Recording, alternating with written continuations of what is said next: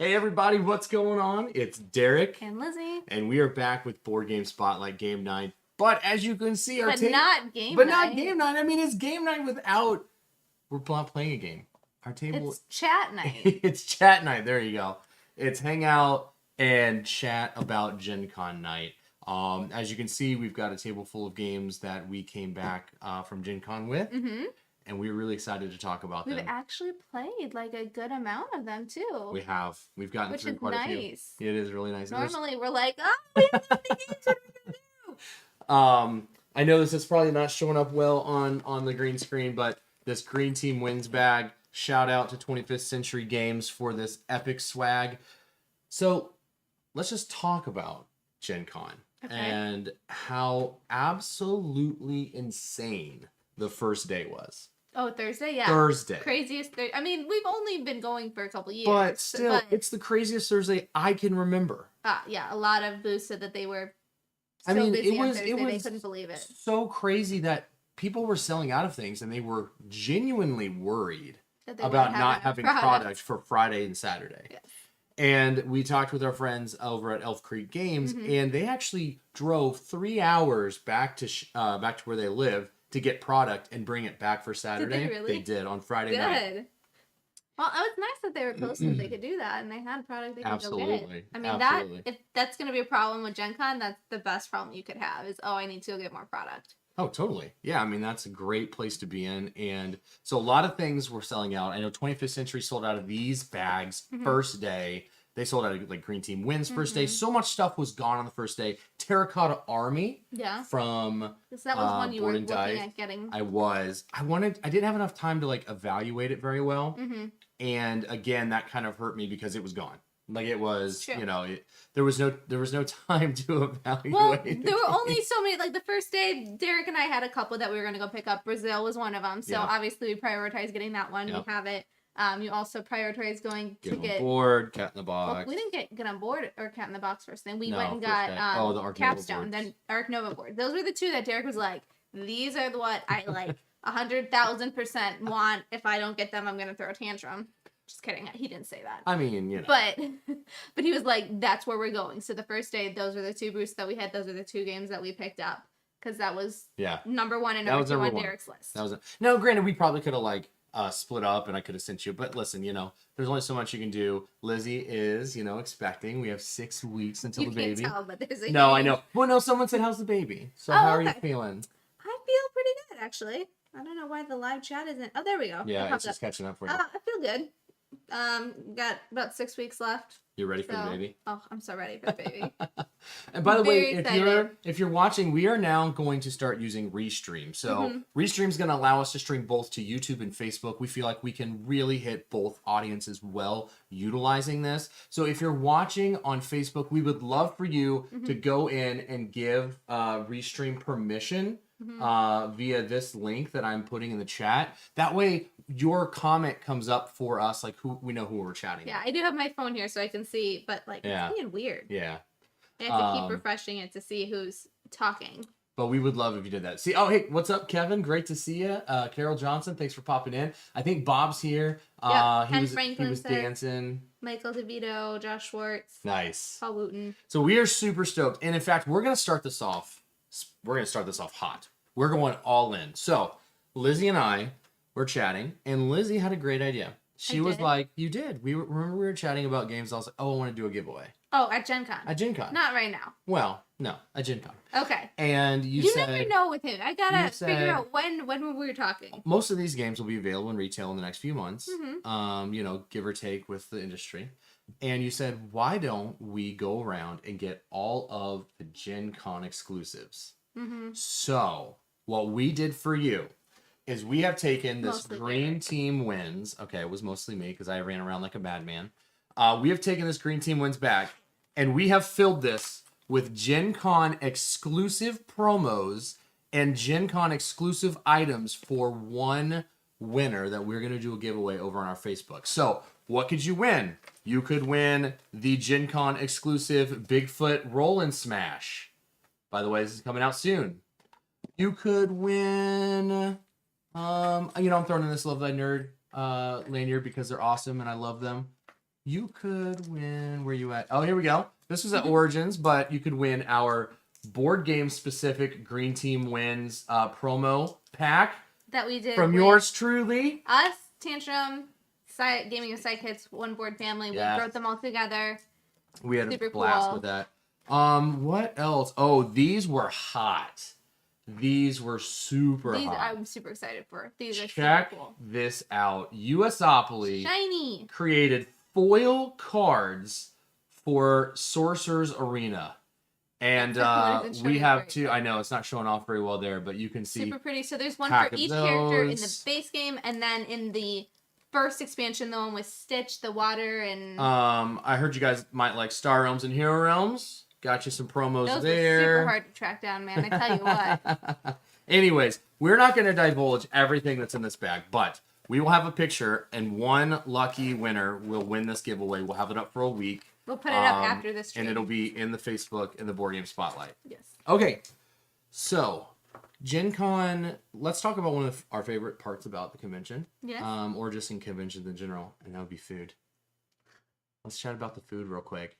So going into Indianapolis, they don't have a whole lot of awesome restaurants, in my opinion. I would much rather eat at somewhere like Philadelphia, where you have the Chinatown. You've got the awesome Philly cheesesteaks, and you have the what's it called? The market. The market there. I don't remember what it's called. Blinking. Yeah, but you've got that market there. Origins comes in second. Reading Market. There we go. Origins comes in second because they have the personally, I prefer North Market and the food at Origins. Derek likes PAX Unplugged. I think they're both like neck and neck. I think they're both fantastic places. So they are. They're both great. But I got a chance to go to a place that I ate in Origins, and I went out with some friends. It's called the Eagle.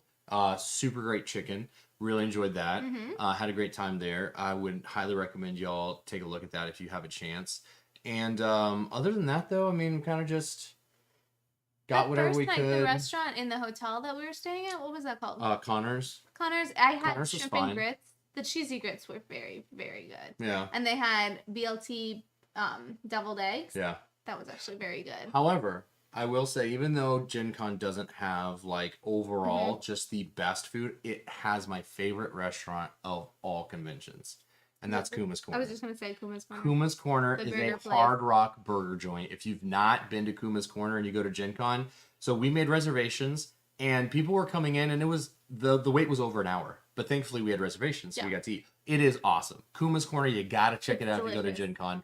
That is by far... last time we were there, we went there twice the week we were there. It's true. We did. Yeah, we went there like the day after, like after we finished setup, and then we went like Friday or Saturday or something. It was so good. It was awesome. So yeah, if you love burgers, highly recommend that. They have fantastic food. It's a little far away though. It's not like walkable. You got Uber. You got Uber too. Yeah. So I mean, there's not a. So I checked, just so you know, there are no Marvel United promos in there. I won't get your hopes up about that. They have the Juggernaut promo. They capped that line every day, and people were getting in line 45 minutes to an hour just to wait for that one promo. Of course, did not have we were working the booth, so we didn't really have the opportunity. And it was right during the middle of the day at 3 p.m. So it wasn't like a morning or anything. So it was tough. So I'm sorry, no Marvel United promo in there, but there's going to be a lot of really awesome goodies in there for you. We will take a picture, let you know all the stuff in it. So yeah, totally. When you enter. And there's some other promos we ended up picking up from other publishers that are like just promos that are for other games you might enjoy. But there's Gen Con exclusive stuff in with all of those. We thought it'd just be fun to do a promo giveaway. So. Let's start with something we played. Okay. What do you want? Which one do you want to talk about? Let's start at the top. All right. Started from the bottom. Now I'm here. So this is one we talked about on the podcast. Get on board. I was very excited for it. So it's roll and write, but it also has a board and some components. We played it this afternoon, actually. Love it. Yeah. So it was. Oh my gosh. Let's make a bus route. Yes. So from Japan, I believe. Yeah. So this is the port over Aiello. The localization brought it over. Aiello, yeah. Yeah. So there's two board. Well, there's one board. Front side New York is for the 2-player, 2 to 3, and then flip it over. Yeah, it plays 2 to 5, so both boards play different. So you flip it over. London is 4 to 5, I believe. Yeah. So you're playing a different map depending on the player count, which is really nice because then you know it scales well. You know it's going to work really well for the player count. Was a game that they had limited copies of every day, and it sold every day. Like they had 50 copies every day, and it was easily one of the games I saw played a ton at the show and like the event area or just on tables. To be fair, they were. Wise Wizard was next to the yellow booth where they were doing all the demos, and so it was like on the table right in front of us. So we kept seeing people play. Yeah, oh yeah. But I mean, the table was always full. There was always someone sitting down learning it. Really excited that we got a chance to play this. If you get an opportunity to pick this up or play it, highly recommend it. It was a hit for me at the show. It was. I love it. I mean, now that I know, had I played it at the show, we've played it now, and I love it. So this absolutely becomes like one of my favorites from the week. It's definitely going to be on the list of games of the years for me. Totally. For sure. I'm going to talk about Soulforge real quick. So Soulforge had their big launch, kind of worldwide. They just had the Kickstarter for Fill the Backers. One of the awesome things that they have the play mat. If you have Soulforge, they have a paper mat that players can use. Ooh. But I mean, a play mat. Come on, there's no comparison there. I mean, you've seen Derek's closet thing with the. One of the really awesome parts about Soulforge is it's Richard Garfield and Justin Gary, and they uses that Keyforge kind of AI created deck. And I'm not even worried about putting this up here because that QR code cannot be stolen from me. This QR code can be used one time and one time only, and it is linked to my account. So if someone steals my deck, they won't even be able to use it in any tournaments because it was stolen. So it'll come up flagged. So it's super cool. Your deck ranks up as you win in tournaments. So like it goes from bronze to silver and gold. And like if you have a gold level deck, it's actually banned from being played on Friday night like game nights. Because they don't want you coming in beating up on people because the deck is super correcting all the newbies. Yeah, no, I mean seriously, they want you to explore the system and explore the game. And this to me, I got a chance to play with Matt Felici, Ben Kepner, AJ Novacek, and AJ and I are gonna be playing this a ton. When you play your cards, whenever you play a card, it instantly upgrades to the next level. So if it's a creature, when it dies, it's banished. You get the next upgrade in your discard pile. If it's a spell, it instantly upgrades and goes in your discard pile. So you've got this really neat mechanism of like this ebb and flow of like having lesser cards and then like more powerful cards, and choosing what levels up is really fun. So highly recommend. If you're into Magic, Hearthstone, anything like that, I highly recommend checking out Soulforge. Mark, thank you so much. It was awesome to get a chance to talk to you and to catch up at Gen Con. The Wise Wizard booth was really busy. I mean, yeah. We sold a ton of Sorcerer. That really surprised me. The fact that that's kind of an older It's an older game, yeah. But again, I think the pandemic messed with so much. It did. I mean, I don't think it really got to take off because most of its life has been in a 2-year pandemic, right? True. And I think that's another game where like once you demo it and you realize how good it is, then you want it. Kind of trying to explain it because it's a hard game to explain. It is a hard game because I was the one behind the booth. I was doing a lot of the sales, so I was like trying to explain it. I'm like, it's a deck construction. It's not a deck builder. You start with like 3 decks and you mash them together, and then it's like a tug of war, And so a lot of people went back and they demoed it, and I had a lot of people come up after and they were like, we just demoed this. We want it. We want all the stuff. Oh, yeah. So, like just all in. I think you said you actually opened a second table for... We did. We actually because you had so many people that were like, oh, we want to try we were having to turn people away, and we're like, well, we don't want to do that. Absolutely So we just not. opened up space. So let's talk about another game that is really hard to explain. That is Cat in the Box. So, saw this at Geekway. We were next to the Bezier game. So I popped over and I did a preview of that and learned just like a couple rounds. And so definitely knew that we wanted to pick it up. Super cute. Super adorable. We already played it. This deluxe version has these really nice tokens in here. Recessed player boards, which are super nice. And the weirdest part about this game, it's super trippy because the cards have no color. They're just number cards. And when you play a card, you assign it to a color. So if I lead with a card... So it's like a take on Schrödinger's So if I cat. It can be any color until you assign it a color. Until you assign it. So it's super, super cool. But it's so hard to like explain in like a general overview So there's only going to be one of each color and number in the game. So you're going to have like a couple 5s in your hand. Well, there's 5 5s in the game, which means only 4 of them can be played. But yeah, but you might have 3 5s in your hand, and at the beginning you're like, okay, am I gonna be able to play all these? Does he have the other 2? And so I'm gonna miss out on being able to use this. Should I use this right away? And so the red is the trump. You're not allowed to start with that one.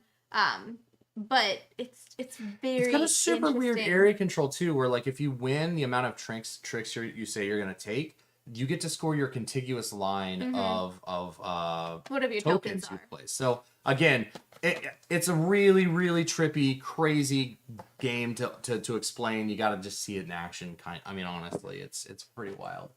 But Cat in the Box was a hit for me because we love trick taking, and it plays at 2 players. That's a big deal. That is very rare for a trick taking game. Normally you need 3 minimum. And it played we played this at 2 players, and it played well at 2 players. Yes. So I really liked that. Let's keep on with the small box. Let's go to smalls. board game tables because we played both of these. Yeah. So Mountain Goats, we actually played this with our son. He's 5. And he did it so well. Yeah. Like, it was great. He's very numbers oriented. He loves counting. So it's rolling dice, and then there's 5 mountains, 5 through 10. Put this on here. Yeah. Yeah, it's not really gonna show up. And Dragon's Tomb wants us to restart. He just got here. Oh, okay. Anything for him. So basically, we went to Gen Con, and now we got games. There you go. Yeah. So you roll the dice, and then you compare them up, and you're trying to get up mountains to earn points, and then collect sets. And once all the bigger tokens, it's like 15, 12, 9. Once those are gone for having a complete set, then the game ends. So he was doing really well counting out, and then this is the first time he did addition. Yeah, like using his fingers. I mean, like it was so cute. he was like okay, we're like fingers. 4 and 3, and he was like 4 and 3, and then he would like 2. count them and stuff. It was really impressive. It was super cool. So this is basically a new take on Can't Stop, which is a game from Eagle Griffin Games. Okay. So Can't Stop is a very streamlined, very kind of just quick game. It's on VGA. This adds layers to it as far as like getting to the top of something to score points, and then going to the bottom, and then trying to score one of every token to get like another token. So really fun game. Really enjoyed it, really quick, and like I said, it's super easy. Our 5-year-old was able to pick up, and how about Dandelions? That one is very surprising. Dandelions is for 2 to 3 players, and it is superb. If you ever get a chance to buy this game, you need to buy it. Like I'm telling you, you don't even need to play it. I mean, you'll play it once you buy it, but this is a buy on the spot game. And I was a little skeptical because it's a dice rolling game, but the way that you use your area control. And Bob Crow from One Board Family was telling me about this game, and Simon Mounsey from Forbidden Games. So I bought, I went over there, went to boardgamestables.com, talked to them, and picked these 2 up. And I played this once at Gen Con, and I taught you when I got back. Yep. Julie Ahern says that they just played it last night. They said it's our go-to game. Oh, nice. That's awesome. What are they talking about? Like Mountain Goats? Or I don't Mountain know. Goats, yeah. Mountain Goats. Dandelions. Didn't I say that? So Dandelions has 5 petals to a flower, and at the beginning of the game, everyone rolls their dice, and then you use those dice to move around the petals, placing your dice on the petals for area control. You're going to score 2 different ways. The person who has the most dice on a petal scores that many number of points, ranging from like 1 to 8, like 1, 2, 3, 5, 8, whatever. And then the person with the most dice on a petal also scores the pip value, like the sum value. I think you just said the same thing twice. Did I say the same thing twice? I can't remember. You said the people with the most dice, and then the people with the most dice. I did say the same thing twice. There are 2 different ways you score. Jared doesn't remember them I don't remember the game. But we played it, and it's really fun, and it's pretty easy. Yeah, I'm not you know me, I never memorize end game. If you memorize end game, like how to score in games, you're probably gonna mess something up, and you're gonna forget something. So I always just read the end of game. Sure, he does. Because that's just the easiest way to do it. But these 2 games are fantastic. Scout, another small box game. So we actually had our copy before Gen Con, but we saw it everywhere at Gen Con. So it's been in the wild in retail a little bit. It's been hard to find. And they Oink put out an email saying, hey, we're going to have limited copies of the game at Gen Con. Like, if you want it, that's your time to get it. And we had some friends of ours. They bought 7 copies. 7 copies for friends. This to me is another Skull King. Like, this is a game where I want multiple copies of this, because once I play it with somebody, they're going to want it, so I'll just gift it to them. That's what happens to Skull King all the time. Yes. And this is a ladder climbing game with a super interesting twist on it, which is like a little bit like Dealt, but like at the beginning of the round, you can flip your cards over. So there's 2 numbers on them. Well, you're dealt them, and you're not supposed to shuffle them. You just pick them up, and you can either keep them the way they are, or you flip them over, and then on the opposite side, there's a whole different set of numbers. And you were trying to get either pairs or runs. And so you're going to be able to lay down cards, and as you lay them down, you're going to hopefully be able to put together larger runs, larger pairs of things. You're going to be able to like mitigate and form your hand. Like if you can't play, you can pick up a card that was played by another player, but then they get a point. You can put it anywhere. Yeah, and then it can go. But you don't want to pick up too many cards, because then if someone goes out, you're stuck with all those cards, and those are all negative points, one for each card. So it's a lot of like a little push your luck, some strategy. It's very interesting. It's a lot of fun. It's super good. Super quick. This to me is another buy on the spot. It's a small box game. It's relatively inexpensive, and there's a ton of fun packed in this little box. But that's what Wink does. They have some really fun small box games like that. I mean, that's their specialty. That's what they do. We'll move on to Green Team Wins. Sure. Why not? Because we played that. We finally got our copy of Green Team. We've been playing it for a while, though, to be fair. I had a prototype last year. We introduced it to a lot of people. We played it the first night on Wednesday before the convention even started. We were telling people about it. We're like, you better go get this tomorrow. So, I mean, Derek's been talking about it if you've seen him at all the last year. I'm sure you have been talking about this game for a year, and so has Isaac and Bob, two of my friends. And this is a game to me that lives in the same space as Just One. So it's got a very approachable theme. It's very easy. It opens up conversations. You get to learn about people. It's a fun get to know you game because you never know what people are going to say. It's also fun when you know people, because you're like, I know what he's going to say. Is he going to go with what he thinks, or is he going to go with what he it's kind of like, it can be kind of meta when you're playing with people that you really, really know, because you're like... Because the answer to the question... So for those of you who have not been following me talking about this game for the last year, or anybody that's been talking about this, you want to be in the majority of the answers to any given question. So the question could be like, first blank. So everybody would then write a one-word answer first. I would say first player, right? I'm in board game mode, so I'm thinking first player. So then you want to try to match as many people at the table to score points and get on green team, because if you're on green team, you get to score points. If you're on orange team, you're a loser. You don't get any points. This is just the epitome of an incredible party game. And if this does not go up for the Spiel next year, I'll be super, super surprised. I don't know if it's in German yet. I don't know if Chad's getting this in German, but like, I mean, this to me feels like a absolute like Spiel nominee. So we'll see. We shall see. You want to talk about Reign of Dragoness real quick? So this is the new Grandpa Beck's game, just announced / release. So we played it Wednesday night again. I mean, they're the company that made Skull King. Skull King, which we've already talked about, which is our favorite game. I'm sorry, I have like total pregnancy brain. I'm just like, okay.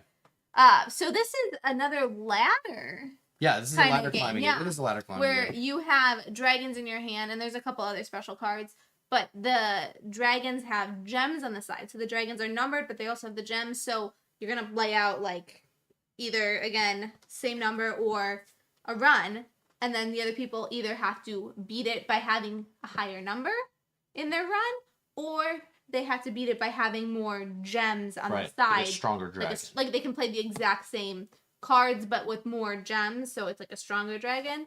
So really interesting. Yeah. There's also powers. There's also powers. So like this card would have a 1 gem. That's a relatively... So it's a high number, which is good to have. Yeah. But it's also, if anyone else has 11 with 2 gems, it would beat that. There's also like a reset card. So like this 12 would beat it though, because it's not only a higher number, but it also has more gems. So this would beat like a 12 dragon with 1 gem. So it's really cool. Essentially just uses 2 different numbers to try to win tricks, essentially. It's a little hard to explain, but I promise it's pretty easy to pick up once you start playing it. Cat in the Box and Reign of Dragon is 2 games that, like, if you were just talking about it, it's so difficult to kind of explain, but once you play it, it flows super well. So one more game that we have played that we'll talk about.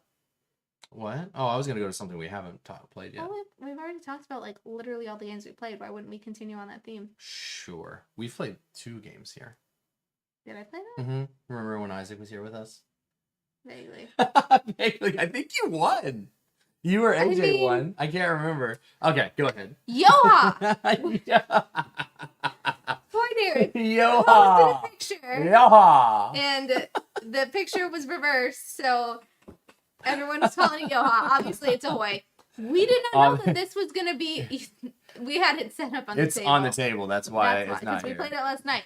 So, Leader Games, obviously the creators of Root. So, same really cute art style as Root. Yeah, it's Kyle Farron, yeah. But now this is a much more accessible game than Root. So for all the people who saw Root and were like, oh my gosh, it's so cute, I want to play it, but we're not into super heavy war games, and then like got it and we're like, oh, this is maybe not what I was very expecting. heavily isometric, yeah. This is for you. Yeah, this is very personal.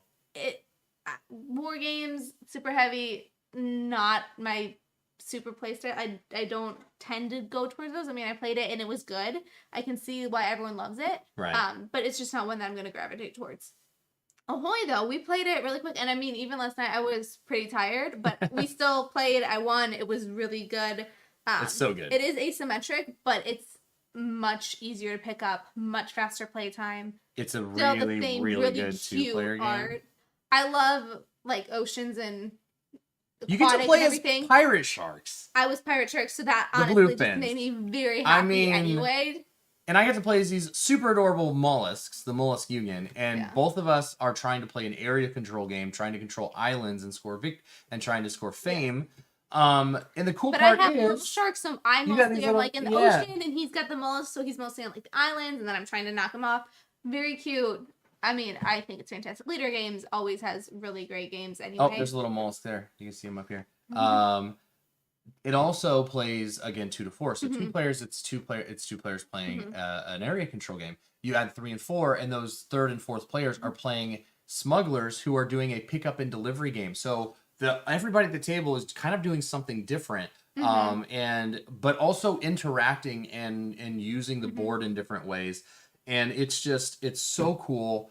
I'm really happy I snagged a copy. I did not know. Last one? They told me I got the last one on Saturday. So Josh says, I missed this sold out before I made it over. That was definitely Derek's fault. Yeah, so I happened on it on accident. So Matt Felici came over to the show. He's like, dude, Ahoy's here. And I was like, what? I had no clue Ahoy was going to be here. I don't remember seeing an announcement either. I think a lot of people were shocked. I basically, my next break, ran over there, and there was a line, and the stack was going slow, and I was like, oh no. Were you counting people in copies? I was. Yes, I was.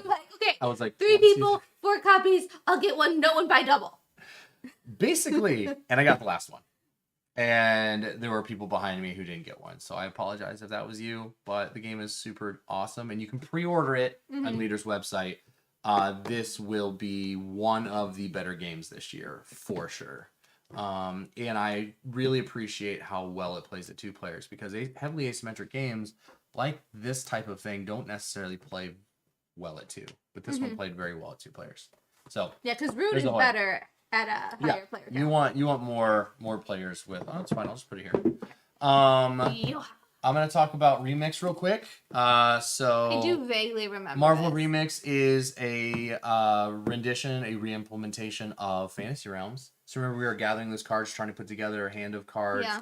And trying to score the most points you could with those cards from your hand. Yeah, I do. There's some neat stuff happening here with the villains. You're also going to get villains and locations into your hand now, and those things are going to combo off of each other. But the villains will actually score negative points if you don't defeat them in your hand. Like I say defeat, but you're trying to get cards that will end up defeating them, because then you score positive points. Super awesome. This game flew off the shelves. They weren't even sure they were going to get more in, and then on Saturday they did, and I ran over there and I got one. Because they weren't sure. Derek got a lot of steps in. I got lots of steps. So I highly recommend, if you liked Fantasy Realms and you love Marvel, I would check this out, because I had fun playing this. So I believe those are all the games that we have played. Yes. Kind of, in a way. So this... In a way, please explain. I've played Next Station London on BGA. Okay, well... And I demoed this last year. Okay, but and there's a game under Brazil that we played, but it's fine. Hammer Time's there over there. Oh, yeah. We'll talk about that. So, eBay Buy It Now is a game designed by Danielle Reynolds with some co-development or co-design from John Gilmore. And this game... eBay was giving it away. So basically... you would go, and the eBay booth was right next to ours. Yeah. So I didn't even know. I was like, what are they doing over there? They just doing auctions. Yeah, why and they is just, like, eBay? what are they doing? I was like, this is an official eBay. So site. Isaac took his break and came over, and he's like, dude, you got to go to the eBay booth. I'm like, okay. He's like, they're giving away a free game. If you show them that you have, if you download for eBay Vault, you get all this cool swag. They give you a $10 gift card, like just 10 free dollars to eBay, which awesome. And then they're giving away this game. They were giving away a Pin Bazaar pin, magic cards, like it was wild. So when I went over that day, they had actually sold out. They didn't have any more. So they're like, you're gonna have to go to the event hall. So at the end of the day at 6 o'clock, I ran over to the event hall because the event hall's open later than the actual hall, like the exhibit hall. And I got a copy over there, which is really cool. So he wants to show it off. Well, I just want to see. Hasn't opened it yet. No, I haven't opened it. And someone told me that I should take a look at just how well they made the insert and stuff, and how everything fits super, super well. It's like a bidding, like buying game, and I think it's super thematic and sounds super cute. So I really want to play this. Oh yeah.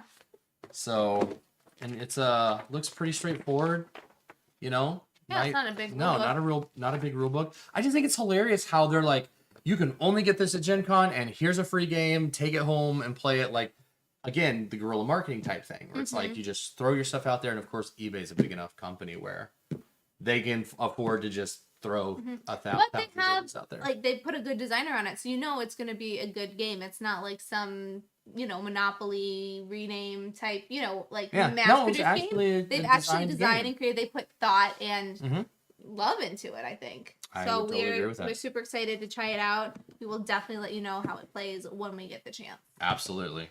What are you going to go for next? I'm going to talk about these two games real quick. So let's do it. A lot of people asked about, okay, what was the hotness at Gen Con, right? So you had Terracotta Army, you had Brazil, you had Get On Board, Green Team Wins. There seemed to be there was a lot of hot games that were selling at the show. Like Decorum also sold out. When I went, it did. I'm pretty sure it sold out because I went there on Sunday and I didn't see any copies on the floor. They had some Foundations of Rome. Like there were so many games. And when I went to the Blue Orange booth, there were only 4 copies of this game left of Next Station London. Did you go on Saturday? This was Friday. Oh, Friday. Friday. They sold out of both of these games Friday. So Next Station London is a roll and write that is on BGA, and it is super, super, super good. Like, seriously, really good. You pass colored pencils around that give you special powers to use that you only get. So, like, you have a special power for a round, and then I have one, and then you pass it to me, and I pass. And so, like, you get to use it, and you're trying to create underground London stations. David Satterfield said, I bet you could buy a copy on eBay. Of eBay? I mean, probably. Super meta. Very, but yeah. Sorry. This is designed by Matthew Dunstan, who just did Guild of Merchant Explorers. Oh, I love that one. Yeah. So this is the roll and write that's not a roll and write. Right, exactly. This is the roll and write that's a roll and write. Really, really excited for this one because we'd played it on BGA like a ton. He means him and his friends, not me. Sorry, Lizzie hadn't played it. So I'm excited to teach Lizzie this game. It's going to be super fun. Okay, that's the next one up.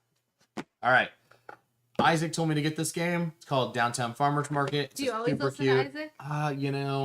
His taste in games can be a little sus sometimes, but I'm kidding. Isaac has great taste in games. It's a really cute, quick playing tile laying game. I love the theme. I thought, why not? Let's give it a shot. And the fact that they had sold so many by Friday meant that like people were looking for it. So I thought, I thought, okay, so Derek was like, hype, I gotta get it. Maybe there's something here. Like, I want to try this out a lot. So you basically, there's challenges. Each turn you're going to position ingredients to meet the challenge requirements. Then you're going to check rows and columns. So you got a little bit of spatial scoring going on there. It plays 2 to 4 players in 20 minutes. So again, it looks cute. Yeah, it looks super cute. So I'm really excited for that one. I like cute small box I like games. cute. Let's show these off real quick. So we're skipping a game from Let's games get into the hype. Some coasters from Too Many Bones. Yeah, I'm trying to pull up the. The comments are kind of slow. It's really nice. Right? It's magnetic. Ooh, oh man, they're chips. Oh, I did not open this. This is amazing. Well, they saw you take the plastic off. This is super cool. They're like wow. chips. I don't know what I was expecting. That was not it. That's. I mean, it's like a giant. Wait a minute. Chip. There's also a battle mat in here that you can use for the mat? game. Yeah, that can be used. Wait, is it like a game? It's for Too Many Bones. I'm pretty sure this like battle you can mat actually use these. Or maybe I think these just sit here, and then you can just pull them out. Oh, this is going on the game table. Like this is where these are gonna live. That's amazing. They also gave us this like Picadillo, I think it was. Picadillo, I don't know. Seven's claimed it. So I got to play. Okay, so let's caveat here. I got to play Hoplomachus Victorum. I played a quick little scenario on Sunday. I know. That was Hoplomachus. I love Hoplomachus. It's your favorite from them, right? From them, yeah, that I've played so far. So I played the original Hoplomachus. Like like original. The first one. Like that was their first game. That's the OG, one I played. The OG. And I was like, this I like. Yeah. So I'm a little jealous. You didn't tell me that you went and demoed. Wow. Sorry. So let me just tell you that Hoplomachus Victorum is like a Slay the Spire like dungeon delving game where you're trying to survive as long as you can and beat enemies and stuff. I got to play against the Hydra. It was incredible. Josh Swartz, who was giving me the demo, did an amazing job, but he also didn't. I could tell he did not think I was gonna win. He's in the comments. He's like, the guy who ran your demo was pretty cool. Yeah, right. So like, I could tell he didn't think I was gonna win. So basically, when you deal damage to the Hydra, it spawns 2 Hydra heads. So I had 6 Hydra heads on the field plus the Hydra itself. So things were not looking great. I ended up defeating the Hydra body, which means that no more heads would spawn, and then I just slowly took down all the Hydra heads, and I was down to like some of my last units, and it was a really epic comeback. Super awesome. It's a solo game only, so really, really liked it, and I'm really excited for everybody to get their copy of the game because I was really impressed with it. Julie says she also got the Battle Pig. She said we're on the same wavelength. Oh, there we go. We got the Battle Pig. So then we got these. This is just incredible. So thanks. This was an immediate kit that I got from Chip Theory Games. So that's why I wanted to throw those off. So, you're not going to put them back in the box? Heck no. Those are living out. Those are... This is a nice box. Well, we can use this box for whatever you want. Could it be those people who just keep boxes just to keep boxes? Absolutely. It's a good box. Why would you get rid of it? Okay, so we're slowly getting through our games here. We're talking about Chip Theory, so we might as well. Oh, let's do it. This was hiding underneath the cycle. So we went the first day and we said we really wanted to get a copy. So they set one aside and they wrote Funkhauser on the plastic. So we're like, oh, we better go back and get that. They had like 20 of these, maybe? No, they had more. I mean, Josh can tell me. I mean, they were like, okay, super limited. They had a limited amount. We've played Burn Cycle, and it is incredible. For a cooperative game that co-ops for me are hit or miss, but Burn Cycle with the stealth and trying to work together to try to accomplish your missions, super awesome. I know that some people aren't into it, but for me, Burn Cycle was a ton of fun. So then... Shu says, Chip Theory is the company I've spent the most money on without ever having played a single game yet. Oh my god. Bought so much Too Many Bones stuff, still haven't learned how to play it. Well, Shu, we've got some friends that could teach you how to play, and we also have Too Many Bones enough. Derek can help you learn Too Many Bones. Yeah, I only played like Lizzie one played a few. scenario. These are, I mean, I don't know what I was expecting. These are brass mag miniatures. These are literally. These are. Oh my gosh. Oh man, this is heavy. They're super heavy. I mean, I knew that. I don't know See if that I guy? can get him out. Super cool. What do we got over here? These are really nice miniatures. This is ridiculous. This is why am I struggling so much? Crazy. I can't do it. It's fine. I'm not gonna pull all of them out. I just wanted to look at one of them. I got it. Okay, this is Bite. Little Wait, robot. they have names? Oh, they're named. In here. What? Dude. Yeah, so you can figure out why the heck don't more miniature games do this? Look at this. I don't know if you're gonna be able to see, but the miniatures. You might not be able to read it, but you can tell that there's writing in it. They have the names.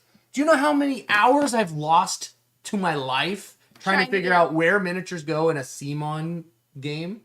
That I eventually just throw the plastic away and just dump the miniatures in the box because I don't care anymore. Yeah. That is super cool. Super cool. The detail on these is immense. That's pretty awesome. Yeah. It says, and the magnets stick to the Oh, chips, wow. so they move with them. That's pretty incredible. Yeah, I was gonna say they definitely have magnets on the Yeah, bottom. I wondered why there were magnets. Well, now I can't wait. Burn Cycle is actually set up on our table right now underneath, because we have a gaming table, so we've got leaves, and then underneath that, The recess part. So we have a lot of games set up, obviously. We have 3 tables for games. Yeah, you know, we don't like games that much. Okay. I will let you pick the next one. Ooh, I get to pick the next one. Man, I don't know. We're gonna do reality shift. Eeny, meeny, miny, moe. No, we'll do reality shift. Okay, so I just want to show this one off real quick. I got a chance to demo this last Origins. So last year when I went to Origins. This is a game that's coming from Academy Games. And I'm gonna have to make some room. Sorry, Battle Pig. Come back here. There we go. Reality Shift is a game that uses 3D. And I know we had this conversation, Lizzie and I went live. If you caught our earlier live stream. You say you play in 3D, and I'm like, doesn't everything play in 3D? Yeah. Dawson, thanks for coming by. It's great to see you. Thanks for stopping by and saying hi. This is the game. Did you play this with me? At PAX Unplugged, maybe? He told me about this at Gen Con in 2019. Yeah. About how he was like, it was coming to Kickstarter. Or it was coming to crowdfunding at that point. Well, I don't even know if it was like, he was just like, he showed me like. Jim? Talking about Jim? No. Oh, Gunter? Gunter, yeah. Gunter did? He was like super prototypey. So and when he's like, here's the idea, I'm working on it. No, this game literally plays in 3D, where you race to the end, and these are going to be like on the board. And tell me about it. I was know. Like, oh my goodness, that sounds insane. I wondered if you would remember, and of course I'm not setting it up the correct way. Okay, now I understand what you said. Like, it plays in 3D. These are cubes, and then there should be cars, right, that go on. There are cars that go on it. They're in here somewhere. So like we're just having a magnet time. We're just magnet. We're just yes. Look at this. So here's your blue car. Look how tiny this little guy is. Here's my little yellow one. You can't see it. Can you see that on there? Sticks on there, and then you rotate this. This is very It's very Tron-like. Yes, that's what I was thinking. Tron. So you're gonna race around this board, moving your goodness. car. This is probably not gonna live stream very well because it's all over the place. That's true. But you can alter the race course by moving your cubes like this. Did you see that? Like this? Yeah. And if yours is over here, I can crush crush me. you and send you back to the start. I'm really, really stoked for this game. I had a blast demoing it, and when it was at the show this year, I just had that same flashback you did. Like, oh my gosh, like this is a game that I have to own. Michael, it was great to meet you too. We actually got to meet quite a few people. Oh my for the gosh, first yes. time. Did you take off the little blue guy? Yeah. Okay. I got them both. Don't crush him. Yeah, we got to meet. So many people stopped us, said hi. We got to meet people for the first time. We got to meet friends that we had been talking to online for the first time. Over the last 2 years. I know. Well, I mean, when you haven't been able to see people for 2 years, it was so nice. Thank you to all the people that stopped by. Kevin was in the comments earlier. We met him for the first time. Kevin Renaud. Yeah. Yeah. But it's just so awesome to get a chance to finally see and meet people and see all of our friends that we've been talking to before. So, all right, are you going to pick the next one? We just talk about Wormholes, get these out of the way. In front of me. All right, so Wormholes is from Peter McPherson, who did Tiny Towns. And this is the new AEG game. I can't remember if I slipped this one or not. I think you did. No, I did not. I just did it right now. Oh, look at that. Well, we did not get a copy of Ready, Set, Bet. We did not get Ready, Set, Bet. They had like a very limited supply, and they had a special content creator thing that neither of us were able to go to. Yep. And that's who they gave the copies to. So we did not get one of those, but we did Wormholes. So Wormholes is a space exploration pickup and delivery game. You're going to move on these octagons, and the production quality in this game is fantastic. AEG always does. AEG always does really well.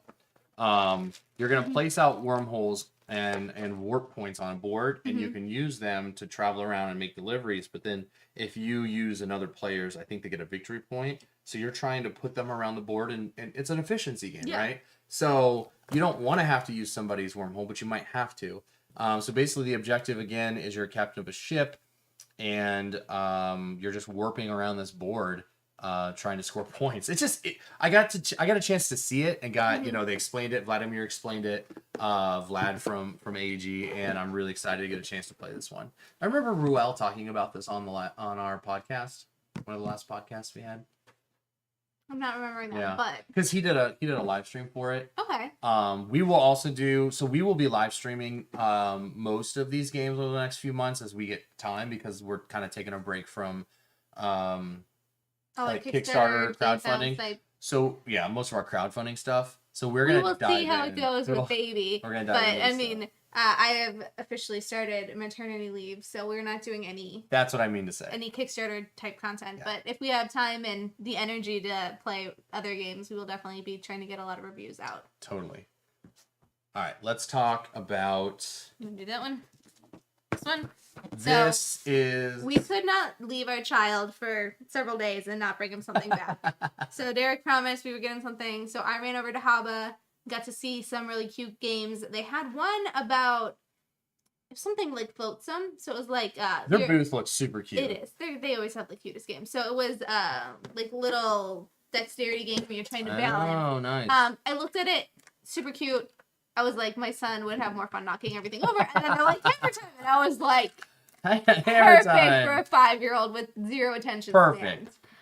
So okay, are you setting it up? You're actually gonna do it? No, but I'm gonna show them. Like, my favorite thing is that the board, the back of the box is like the game board. So there's a. Here, just put it down. You can show them real quick. I'll just drop some cubes on there. Well, there's a play mat, so it's in the box when you open it, and they tell you to take it off and stick it to here. So now there is a play mat attached to it. Yeah. And so it keeps them from like sliding off too quickly, but it still lets them. So you're trying to tap it to collect gems. Collect the gems. So you don't want too many. As soon as one falls off, you collect it. So I just got a blue one. It would pass, but then I would be able to put it on here. So it's set collection, color recognition. That's really fun. So the black ones are not, they just take up space. They're just, they can be there. And then there's clear ones that also act as wild. And then if you knock off more than 8. Yeah, 9. If you knock off more 9. Than 8. If you knock off 9, 9 is more than 8. If you knock off that many, you've awoken the dragon. He steals back his treasure, and you don't get to do anything in turn. So that was a really fun aspect, really teaching Seb that you can't just whack it. You're trying to like be precise, and that you're trying to get so many, and then he would knock it off, and he'd count them out and be like, "Oh yes, 7." He also knew that like if he made a big hit, like he could tell. He's like, "Oh, that's too many." He could just instantly be like, "Oh, that's too many." Yeah. And it was super cool to just watch him like explore. I did post a video though of him just whacking it in slow motion. So that's not the correct way to play the game. It's not, but we had to let him do it at least once, But super cute. Love Hobbit games, of course. We do too. Always had to pick one up for Seb. Let's jump into Keepers. So we're getting to the end here. We have a few left. If you have any questions about Gen Con, please ask. Like, we'd love to just chat. Again, we want to show the games off that we came back with, but more importantly, we want to talk about experiences and the people we met and some of our favorite memories of the show. Yeah, Drew says he saw the video and he's like, "Oh, I thought it was about knocking all the gems off." I'm sure that most of the kids were like, "Yes, that's what I want to do," but no, it is strategic. So Keepers, this is a very interesting game. So I know nothing about this. So this is from Van Ryder. So this is brought to you by the same people that did Final Girl, where you've got this murderer hunting down. This is Van Ryder? It's Van Ryder. Don't you love that? So if literally. you gave me 15 guesses, Van Ryder would not have been in there. Like, I told you, I literally knew nothing about the game. I should have hit it. So imagine. At Gen Con, this right next to Final Girl. They had like. Well, let me tell you why this game's awesome. Let me tell you why this game's awesome. Okay. So Byron is the photographer who did the art, who did all the pictures in this game, and he is world famous. He's been in. I'm pretty sure he's been in Nat Geo. He's been in a ton of. Right here. So right here. Keepers features the fine art photography of Byron, and I cannot pronounce his last name. He's a prolific artist whose work spans jungles of Amazon to the tundra of Alaska. He has over 12,000 images published in all types of print and in such leading magazines as Time, National Geographic, and Outdoor Photographer. He has over 24,000 prints installed worldwide. He In addition, he's produced a number of large commissions for public spaces, including 50-foot murals. He also has solo exhibitions in Cheekwood Botanical Gardens, the Renaissance Center, the Parthenon, the Jackson Cultural Center, Gallery Sklo, the showroom. So this guy is incredible. And Okay. Look at this picture of the salamander. Can you see that? Look how cute that is. Here, let's put it over here. You should be able to see it over here better.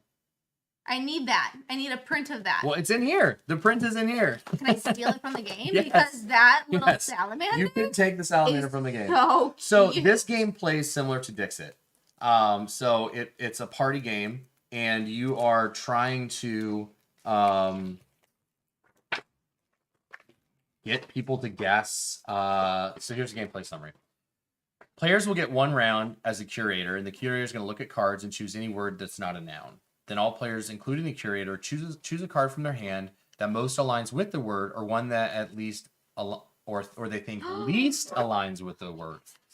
Each player then gives their cards to the curator, who shuffles them all together. Players will then you're voting on the cards they think most or least align with the word the curator said. The card that receives the most votes become keepers. Okay. So I am very excited to play this game. It is absolutely stunning. Oh my gosh. You can keep that in your office. No, we have to. It has to be part of the game. It has to be part of the game. So cute. But here's oh my gosh. Here's this little guy. It. Look at this little guy. He's just like super cute. It doesn't like it's so orange. It almost doesn't even look real. It looks like a little silicone like toy. It's so cute. Yeah, Byron is such a great great Was person. he there? Okay, so Dan said he played it pretty much like Dixit except with the opposite card twist. So I enjoy Dixit, and I like looking at pretty art, so Derek this game's is pretty interesting to me. 1000% an art person. I am totally an art person. He will buy a game just for the art, and I will buy a game and be like, I don't care what it looks like. And Derek's like, no, we need the most gorgeous game. Look at that. Is that water or is that sand? I don't know. You can look at it. I think that's... I mean, look at that dragonfly. This looks like a watercolor. Look at that. Look at that dragonfly. I mean, I could just sit I think that's water. It needs 3 players, so maybe we'll just have AJ come and we'll play it. That way we can get a stream of it, because I want to show off all this art, right? And look at this. Julie says he was at Gen Con. He's a VR sales rep as well. Yeah, Byron was there. Yeah. I literally just said that, and you didn't. Oh, I'm sorry. I wasn't listening. You see what I had to put out? I didn't hear you. I'm sorry. We're like not a intentionally. foot away. I was in the rule book. In the zone. Also comes with a playmat. Nice. I'm impressed with what Van Ryder Games does. So pretty much anything they put out, I'm gonna play and check it out. We do enjoy their games. So there's keepers. This is definitely a pivot off of their just a little bit. Well, what we've come to expect from them, but love it. I love when game people keep us on their toes. Our toes? I don't know. Everyone's toes. I want to do that one last. Okay. So let's do. Hide it? Yeah, we're gonna hide it. Okay. So let's do this one. Oh god, this was another one that was top of your list. Oh wow, we are getting super high there. Sorry about that. So yes, Cathedral, Red Cathedral Contractors was on my short list. Like 5 games I had to have. This was one of those 5, and this sold super fast. I don't know if they sold out, but like, because I think they brought a lot of it. But this was, I talked to Marcelo. He was like, this was flying off the shelves. Yeah, when we were there, they had like a stack like on the ground, and it was pretty low. Yeah, it was almost down to the floor. Yeah. So Heather says, "I'll pass on the most fun game if the art is gross." So if the art's gross. So this is Red Cathedral is a dice allocation, like dice moving game. So he's played it. I have not. I played it over a year ago, and is this what you played? This is what I played at Gamers Ranch with AJ and some of the crew. This game, Red Cathedral, immediately reminded me of a Shem Phillips game. A small box game that packs a ton of game in it, like Paladins or an Architects. And this one includes like new contractors and new boards. Like, all I know is it's Red Cathedral, so I had to have it. I've not played it yet. I have not taught Lizzie Red Cathedral yet, but I'm really excited to because I think it's a game you're really going to enjoy. I mean, I'm looking forward to learning it now. I'm really excited to diving into this and getting a chance to learn the new stuff. And it says 1 to 4, which means it must have a solo module in here now. Because I don't remember the original game playing solo. And there's also promos included in this. So that's pretty neat. She says, Christina asked what the expansion is about, and he said, why are you wasting your time? You know you're going to get it anyway. And then David said, Contractors is a full box. It feels almost like a second game worth of content, and the components are well designed. Well, so. I'm gonna open it now. Open it now. Now you got me all excited, and I gotta check it out now. So multiple languages, which means we find the English one, and the rest are recycled. You don't want to learn German to learn the game? No, I don't want to learn German. Oh, wow. Yeah. Nice heavy punch board. Oh, cool. Yeah, it's got cards. Cards can go underneath it or something. So those are the contractors. You get a dice. There's some cards. Devere does a great job. So Devere has some of my favorite games recently, like Paris. Remember we did that 2-player abstract game Paris from Devere. Obviously, Cathedral, Bitoku. I was just going to say Bitoku. We saw that at PAX 2. We've not got a copy yet, but that is another really great looking game. Totally agree. I'm excited to play this one. All right, so I'll take this. Are you gonna try to hide it? I'll put it in my lap since you want it to be like a surprise. So, Brazil. I know nothing about this game. Yeah, it was his #1 game that he had to get. And he's here admitting to everyone. No. I told everybody that I knew nothing about it. They're like, "Oh, what's the game you have to buy?" And I'm like, "Brazil." I know nothing about it, but literally, I'm getting it off of the recommendations from some of my friends who've looked into it. It's modular maps, and it is a civilization type game that recreate real regions, 10 monarchs of various nationalities, dozens of historical figures, more than 130 wooden tokens. Yeah, it's from Portal. It's a game for 1 to 4 players. Ooh. And I'm just really intrigued by it. The art I like big Euros. I am interested in learning about the game's history because, again, I'm hoping that it's literally just about Brazil and maybe you're fighting off colonialism. Like, I would hate to actually colonize. So I'm not sure about that. I will report back what I find. You did not learn about that before you bought the game? No, I'm gonna figure it out, and then I'll whatever. Why Here would we you go, not figure Brazil. that out? A little bit of history. Look, they got a whole book of history about Brazil. So we will see. Do you know what language they speak in Brazil? No. Portuguese. Is it Portuguese? It is not Spanish. A lot of people assume it is Spanish. Their national language is Portuguese. Nice. Oh, Ron Holiday, who Seven Bridges did the proofreading in the rulebook. But look at the artwork on this. Look how gorgeous this is. So pretty. Heather says shame. We're gonna figure it out. We're gonna learn about it. You're gonna figure it out. I'm gonna figure it out, and we're gonna report back. And there's a ton of stuff in there. Ooh. Pretty nice. What's that? Oh, I thought it was. No, it's just like a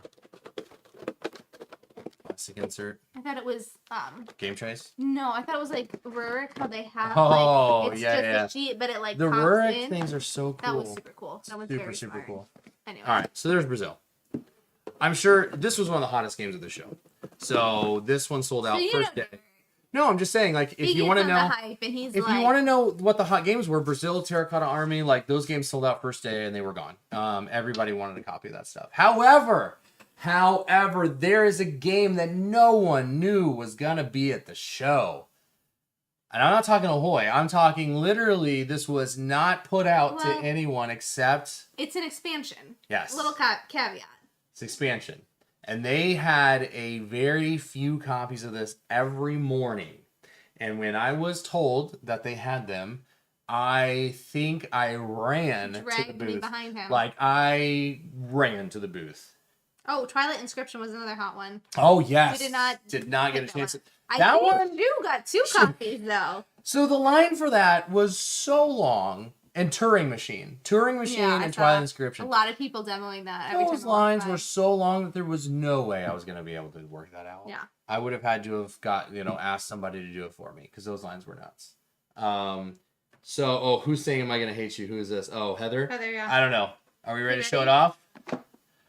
Sorcerer's Arena Thrills and Chills. So this is the second expansion. So when Derek was telling me, he's like, "Oh, there's a Sorcerer Arena," and I was like, "I know, we have it at home," because I was thinking the one with Stitch, and he's like, "No, it's a new one." I was like, "No. Like they have You were it." And I was talking like, "I don't know what you're turning the talking tide. about." Turning the Yes, tide. turning. I was like, "No, we already got the expansion." He's like, "No, there's a new one they didn't announce that's like there." And I was like, "Are you sure?" Like I didn't believe him. Yup. Honestly. You and did he not dragged believe me me. over there. So we have Mother Gothel, Jack Skellington, and the Horned King, and I am super excited to play these.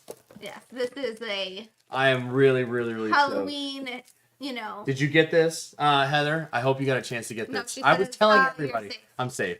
I was telling everybody, as soon as I heard on Thursday that they had this game, I was telling them, you got to go to the op. You got to go to the op. And get a chance to pick up this expansion. Because Sorcerer's Arena is a game that we streamed it. Super So if you have not checked that out, you can go check out our stream of it. Super great area or arena. Super good 2-player game. And I think the reason I like it so much is because it falls within that same weight of like Unmatched and Super Fantasy Brawl. I like all of those types of games. So like that just falls in that same wheelhouse, but it feels different enough where I want to play Unmatched. I also want to play Sorcerer's Arena. But like the Disney theme is so well done. So These hard characters to get away are so from that. nostalgic for so many people because we grew up with them and we love them. And so being able to like for this one, like I am all about Mother Gothel. Oh, I want Jack I Skellington. have never seen them. You've never seen the movie? All right, we'll have to fix that.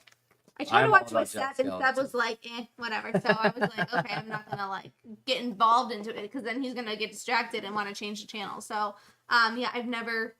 I mean, I know the basics of what happens, and I know Sally, and you know, all that stuff. But no, I've never. So Josh said that he was waiting in line for TI. Yeah. But they didn't sell it when he was supposed to, and I had to leave to go to the booth. See, that's what I was just worried about. Like, I didn't want to spend my little time I had on some sort of break to like try to wait for that. And by the time I had a semi break that day, like it would have been gone. Yeah. Like by the afternoon, late afternoon, you know, it would have been gone. I'm super excited to hear more about it. I know a lot of people are playing it. Have you ever played? I've never played Twilight Imperium. So like, I mean, for people who have played Twilight Imperium, big, you know, hype, love it. But I mean, for us who have not played Twilight Imperium, not a we need it. Yeah, for sure. It's more there's so much hype. Derek wants it because it sounds. I mean, it was no, one I that we do talked to play it. I know, but I don't think know that's if it's a one game that that you I need would. to I gotta play. play before I buy that one. Unlike Brazil, which you know. Listen. Heather says sorry they didn't get to see us very much. I know. Hey, I was what's only up, there Jimmy? 2 days, so I came in Wednesday night. I left Friday. I mean, before the show even closed. Actually, I got off. I was helping at Wise Wizard. I got off at 4:30. Yeah. I went back, packed up, and I left. So I was home. Hopefully next year, well, you know, you'll be able to be at the show. Well, for the I whole don't time. plan on being pregnant next year. Also true. That's like the only reason I Also didn't say. If I'm pregnant next year, I will be sobbing. So Jimmy, we missed you at Gen Con this year. It was definitely there were some people that weren't at the show that I would love to have seen. Jimmy Hudson, Justin Gibbons. I mean, there are plenty of people that were James there that I didn't Hudson. even get to see. Right. I mean, so Lizzie left Friday night, and on Saturday and Sunday, I finally got a chance to see Randall Lloyd. I finally got a chance to see Vince. I missed Like Vince shows up at 1:00 in the morning in the ballroom where we're playing games and is like talking to us, and I'm like, where did you come from? It's so great. I just love spending time with Vince. He's such a fun. He also guy. Friday night when you went to the Eagle, right? Yeah. A friend of ours that we met. Is it Thursday or Friday? It was Friday. Okay. Because I was not there. Okay. A friend of ours that we met at Fort Irwin in our original game group. Yeah. He had I mean, I guess it's not super recent. 2 or It's been 3 years ago. 2-ish years. He moved to Indianapolis, and Yeah. I'd messaged him, and I was like, "Hey, we're gonna be there for Gen Con, whatever." He didn't message back until like Thursday or Friday, and so he actually met up with Derek, and I missed seeing him. I haven't seen him since From the OG, so like the game group that we got. left at the beginning of 2017, so that was the last time I saw him. So it's been like 5 years. So I'm super jealous that Derek got to see him again. It was really cool to be so that's a great story. Not only did I get to reconnect with Ben, I got to reconnect with a friend of ours who's Josh from college. Hadn't seen this guy for a decade. It's true. He was a year older than us? Yeah, he's a year older than us. So he graduated. It's been 10 years since we've seen him. And he randomly was like, "Oh, hey, you play board games? Oh, I'm gonna be at Gen Con. Hey, you want to get lunch or dinner?" Yeah, just hang out. So like we got to reconnect with him, and it was just crazy. Yeah, I ran into him a couple times in the hall, and that was super fun. It's so cool. So just those types of stories. Like, I want to give a huge shout out to Chris Goodlett, for doing the charity event that he did on Saturday night. I really wish you could have been there, babe, because it was awesome. Just all sorts of content creators coming together, meeting one another. I got to meet a ton of people that I'd never met before, like Thinker Themer, Monique and Naveen. I got to hang out with so many of the new up and coming people, he like just Danielle. wants to make me jealous of all the No, I'm people. just saying it was so fun. fun. Did you see Grant? Yeah, Grant was there. I got to see Grant. I saw him at Unplugged. Yeah. In December, so I didn't get to see him again. I'm kind of glad it didn't work out because you would have been jealous. But Isaac and I were gonna go to his stand-up comedy. He did stand up on Friday and Saturday, but we didn't go. Okay. We didn't go. Okay. Mostly because it was his regular act and not his board game act. But the next time he does his board game act, I really want to go. Yes. So I would super love stoked. to see him. I know he was at the South Carolina one, the Carolina. Oh, Tantrum House. Tantrum. Yeah, he went and he did a special stuff there. Yeah. We were invited. It was on my birthday. Derek had been gone for like 2 years on my birthday, and the year before that, we had a work thing, so like we didn't get to celebrate. And I was like, I'm gonna be a little selfish, and I want to be selfish home on your birthday with my husband on my birthday. So we did not How dare go. you? The audacity. I know, right? How dare I want to spend? Well, they're just now going to sit down and look at the Tantrum House for next year, so we'll be going to that. Yes. I'm hoping. Yes. Tantrum House is one of my favorite conventions for super just getting fun to hang playing. out with people. Yeah, super Yes. great. If you are interested, let us know if there's a game that you saw at the convention or something you were excited about, something that we might have been able to play. I'm trying to think of some other games that I got to play that I didn't purchase at the show. What did we play? I know they had Foundations of Rome out. We got to play Uno All Wilds. Was that the one that was all foils? It's all no, it's not all foils. It's all wild. Wasn't there a foil one there? It was it was like a foil box, but the cards were foil. Played Uno All Wilds. That was fun. Super fun though. Like it was pretty silly. But you know what? You gotta have those silly games every now and then. You gotta just also have. True. We did not get a chance to play Turing Machine. No, we did not get a plan. I saw it everywhere. That table was crazy packed for demos. I did get a chance to look into it. Justin, I miss you, buddy. Wish you would have been at Gen Con. We would have had a great time.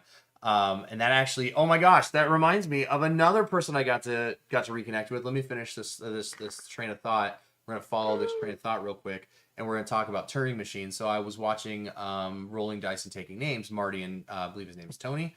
And they were playing Turing Machine, and I got a chance to kind of look at it. I am very, very, very intrigued by the game. I'm not sure it's a game for me, so it's a play before I buy, just because I know how it works. I think you would like it. I was going to say, based on how you're talking about it, it sounds like a me game, not a you game. It's an analytical, like, you're trying to find... Like puzzle-solvey kind of? Yes, puzzle-solvey, 100%. It's definitely my game. Yeah. So. And then what was your other Hachette is the company that does that one. Oh, which by the way, I didn't buy it because it's pre-ordered, but oh my gosh, Acropolis. So Acropolis also sold out at the show. Acropolis is an incredible tile laying game. If you've played Number 9, it's a civilization tile building game where you use Number 9 scoring, where the higher you go for certain things, the more points you gain. And it uses these I don't know. It's a really weird looking tile. It's like a tri-tile because it's got 3 points in the center. Anyways, super, super awesome. I played it when Isaac came over. We played a bunch of times, and I'm super into Acropolis. So you need to check that one out. The person I got to reconnect with was Timothy Gay. He was there? Timothy Gay was there. So I'm there on Friday, and so this is or Saturday. Derek was friends with him. Like that was his first first board gaming organic friends. Like Cam board and Justin game Gibbons and everybody was like friend. Nathan Bionel. We met him when we were in South Carolina. I think I was still pregnant. And we also went to Georgia to hang out with him and Nathan and yeah, my family was like, "You're just going to this random person's house you've never met. You met them online," and we're like, "Yeah." And they're like, "What if they murder you?" And we're like, "Pretty sure it won't happen." Derek's been talking to them for a couple months. We called it like RageCon. Yeah. So, anyways, got to meet up with him, and we just chatted for 15-20 minutes and just kind of caught up. I totally forgot. Yeah, we were just catching up, and he's talking about the games so much. It's so fun. That's what happens when you leave Gen Con. I know. I'm sorry.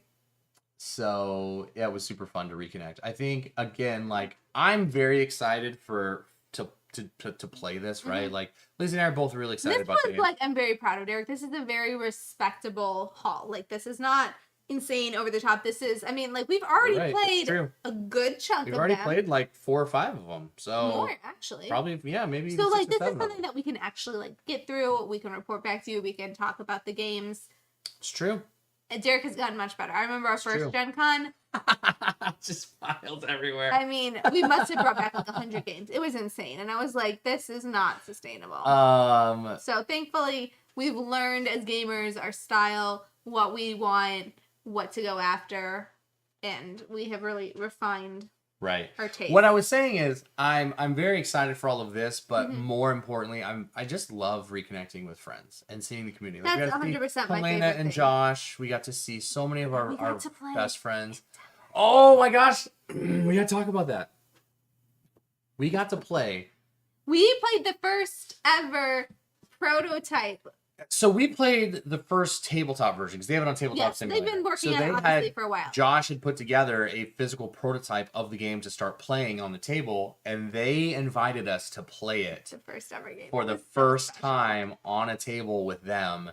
And oh my gosh, if you love Endeavor, this game is so good. So it is a retheme. It is a brand new game. It is not a expansion or anything. Yeah. Brand new, standalone. Uses the Endeavor system, but it obviously gets away from the colonial theme. It is all about conservation in the ocean and it's so cool. We're scientists like exploring the ocean, you know? It's non-invasive. We're learning about species and we're diving deeper into the ocean. Because again, I think it's nothing but pictures, leave nothing but footprints. Exactly. And it's awesome because the ocean has like less than 7% has been discovered or some ridiculous I don't percentage. know the actual percentages, but there is a very small percentage of the ocean that we've actually So I think it's really awesome that they went with always this finding theme. new I'm an oceanographer. But scientists as a whole are always finding new species. There's always learning more about the ocean, always discovering more. It's so coming in January, and it is 100% no question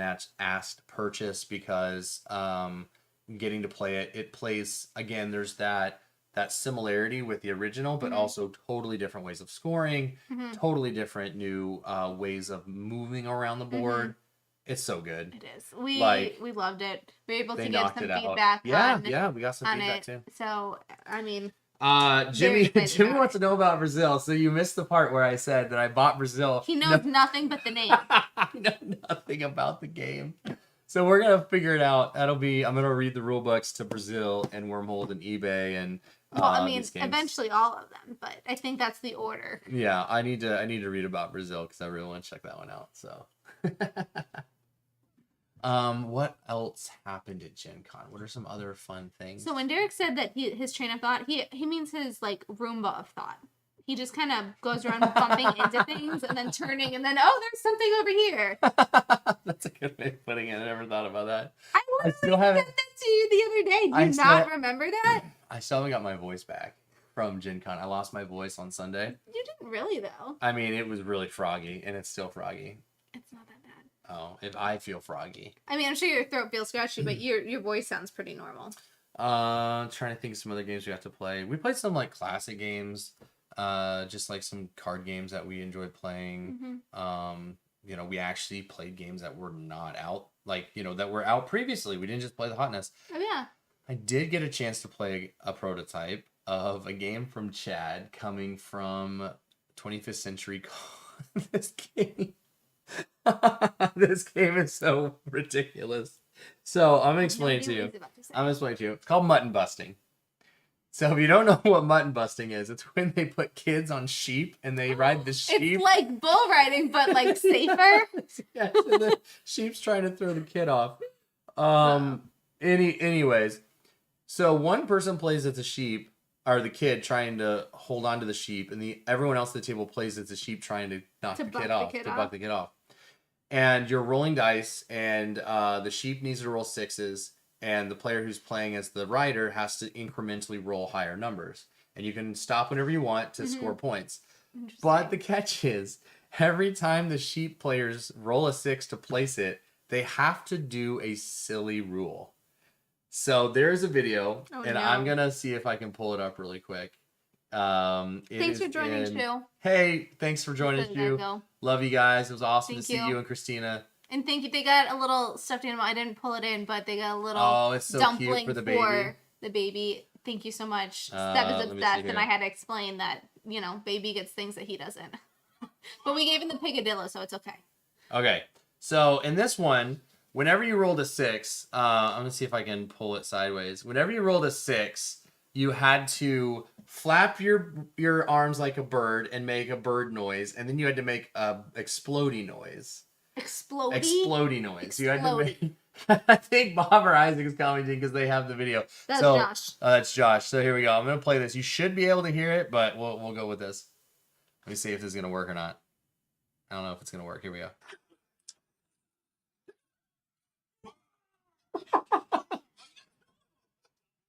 So... Simon, get him. Bust him.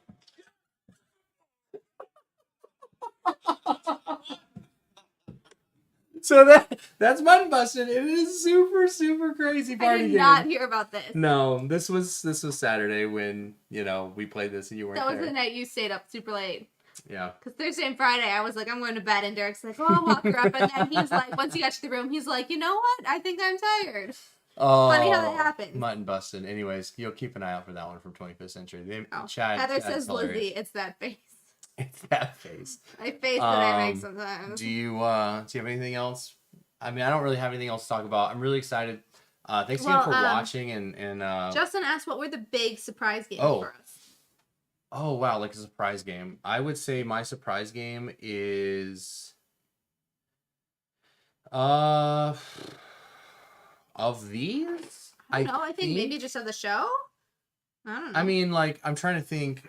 I think for me, my surprise game is going to be Soulforge. Mm-hmm. Just because I'd not played the app before. So previously it was an app, and I got a chance to finally play the physical version. So Soulforge for me is probably, like, the surprise. But also, I really, really like Mountain Goats and Dandelions. Mm-hmm. And I had not played either of those before. So I think those really surprised me. Keepers, of all the ones that we got that I didn't know about, Keepers is the surprise that I'm very excited that now I'm going to be okay. I would say of need to get all the games that we've played so far. Anything that was wow, didn't see that coming, how much I liked it. Dandelions, I did not. Yeah. I did not really expect anything from it. I mean, I heard about it. Derek had played it. I was there, but it was super late, and so I was just kind of zoning out. Yeah. So I did not hear how to play it. I did not pay attention. So when we played it, I mean, Board Game Tables have always just kind of blown me away with their games. Yeah. They have just created really great ones. Yeah, for sure. So there are a lot of games that I had already played that I was excited about. Mm-hmm. I think for me, another one would be Get On Board. Mm-hmm. So I've heard so much about Let's Make a Bus Route, and I was really excited to finally get a chance to play that. It's just the North America localization. Yeah. I was very... Hoplomachus Victoria. I mean, I thought I was going to like that one, though, because Get On Board... we knew that. I mean, I was not surprised. What about Ahoy? Did that one surprise you? That one did surprise me. Yeah. Especially because we didn't know about it, and then we played it 2 players. I knew I'd like it, because I got to play... I got to demo it at Gamma. He remembered it, so he was it, yeah. And Hoplomachus Victorium was super, super sweet. Oh, sorry. But it's not out yet, so I don't know if that really counts. I mean, Hoplomachus Victorium was one of the better upcoming games I got to play at the show. And then, we got to see some stuff we can't talk about, which is pretty fun NDAs. Too. We had to sign NDAs. We had to sign some NDAs. I was like, whoa. But don't worry, as soon as it's announced, Derek will be shouting from the rooftops about it. But we're not going to say any more because we don't want to accidentally. Yeah, don't ask me about it because I won't tell you. You better not. He'll get in so much trouble. I will get in trouble. Anyways, thanks so much for watching. We will, of course, let you all know what is going on with our giveaway for these promos. Again, if you're joining late, we're doing a Gen Con exclusive promo pack. That's coming in the Green Team Wins Fanny Pack, which sold out day one. So you will not have to worry. Green Team Wins also sold out because earlier Shu said that he went to go get a copy because we introduced it to him and he wanted it, and then he couldn't get a copy, so he blamed us. Look at all that awesome stuff inside this that you're going to get, courtesy of us. So like we said it earlier, we will take a picture, let you know all the promos, all the little goodies that are in there, so that you will be able to know before you enter the giveaway, and then we'll have the giveaway. We'll pin it at the top of the page, and then we'll have it going for like a week. Oh, you didn't show that? We're going to end on this. Okay. So the last thing we're going to show... This isn't really a game. This is just a very sweet, cool it's a very cool thing. I want to make sure that we're getting... I don't know why this thing is like freaking out on me, but our green screen camera is not working super great. We got... Oh, that's not going to show up very well. Heather said Gilly wanted one, but everything he went to go get was sold out. Lego minifigure for the board game Spotlight. So they created, and this was Sovereignty, they created a little Lego figure of me. They gave him the brown hair, but they also gave me a pirate hat. A pirate hat because me and my friends play Skull King on Sovereignty. And if you've not heard of Sovereignty, it's a board gaming app that you play board games on. So I've got that, and then they made this super cool look. And it came with a little spyglass. They made their little. Can't really see this it. is their little Sovereignty guy there. Can't really see it because it's there we go. So that is their like symbol, but they also they 3D printed a little cup. 3D printed a mug. Sovereignty. It sounds like sovereignty. There was a cute little media package. It also had like a mug and some tea and stuff. So very cute. This was like one of the coolest like gifts that I've received as far as like just thoughtfulness. Yes. Like just a really so cute. Awesome awesome gift. Yeah, and then I don't know if you can see the little brick that says Board Game Spotlight in the back. Like it was really cool. Love it. Oh, it's a Sovereignty on the back. Oh, so Spotlight on the front and Sovereignty on the back. Oh, that's cool. Nice. #Sovereignty. Yeah, I think they might have made these at Disney Springs or something like that. Because they probably have more than one place they can do it. But yeah. So I opened this on the back of this Board Game Spotlight brick. It says Lego Disney Springs. Oh, maybe. So I'm thinking that's probably, they had it made there. Yeah. So, anyways, that was a super thoughtful gift. Love it. Really awesome. That's all we got, folks. Yeah. We got a lot of stuff coming up for you. We got that in just about an hour and a half. We got a baby coming too. Yeah, that's not like a Gen Con exclusive or anything. That's just our own thing. Yeah. But thanks again for watching. We of course love the community and love what that you're here to watch. And thanks for hanging out and chatting. We haven't done a lot of Facebook stuff. We've been over on YouTube a lot more, but it's great to be back on Facebook. Yeah. And of course, go ahead and give if you're watching this on Restream and you want to have your name show up when you're commenting, you can follow that link and give Restream permission. I promise it's safe. That way we can see. It's like a one-time thing. It's just a one-time thing. You can do it, and then it'll be like, cool, Josh Schwartz or Justin Gibbons is saying this or whatever. But right now it just says Facebook user. It just says Facebook user. So I do have my phone. That's how I'm able to get everyone's names. But yeah. So anyways. Thank you. Thanks again. We hope you have a great night, and we'll see you next time.